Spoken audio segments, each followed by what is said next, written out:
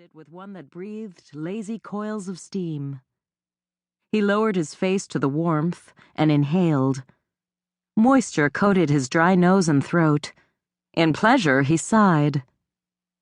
She drank down the cold tea and set the bowl aside as he turned to her. As always, her real face was far more complex than the one he held in his memory. He never quite remembered the small scar through an eyebrow or the slight irregularity of her nose.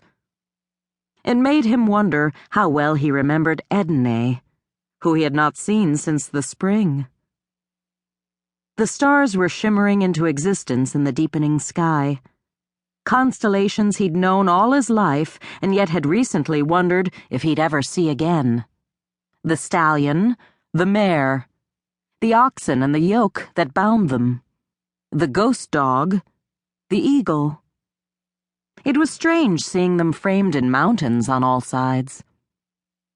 "Are you hungry?" Samarkar asked at last. "Hsiung is making something, Hrahima is off somewhere, and the shaman rememberer is sleeping." "I'm waiting for the moons," Temur said. She'd know why.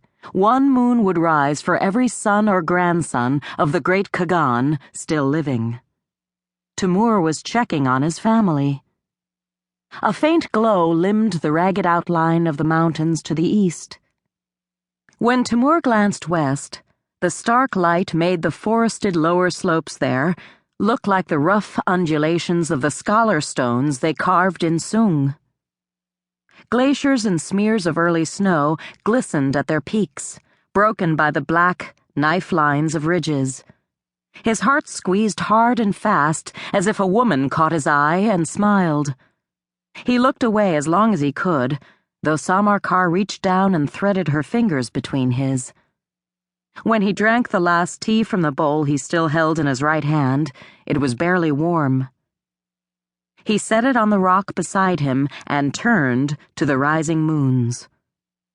Once there had been hundreds, a gorgeous procession scattered across the night, light enough to read by.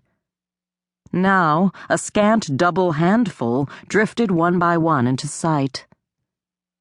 There the violet moon, smeared with color like chalk, of Nilofer's son Chagatai. There Temur's own iron moon, red and charcoal and yet streaked bright. He waited for the pale circle of Koribuka's ghost moon, just the color of Afrit's creamy hide. It didn't rise.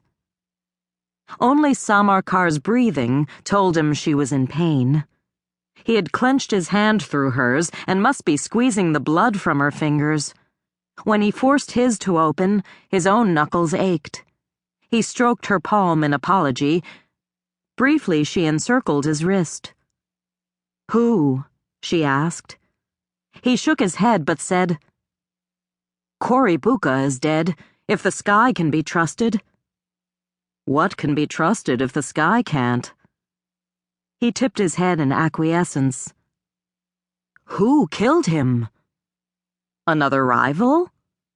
But she didn't sound confident. "Some Sung general? Does it change anything? We'll still have to fight someone." He was silent a long time before he answered. "It's the way the mill of the world grinds."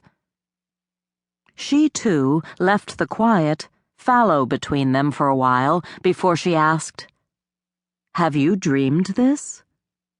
His dreams, shamanistic, not quite prophetic, dated from before the blood vow that was the reason she had originally chosen to follow him.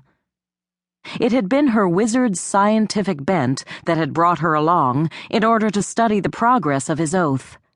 That, and a loyalty to her sister-in-law Pema, whom they had smuggled out of the Black Palace one step ahead of the guards. He shrugged. "Not exactly. I dreamed Koribuka backward upon a red mare. That could be death, or it could mean that he goes blind to war." "Went blind," Samarkar corrected. "He's not going anywhere now." "Except on vulture wings," Temur replied.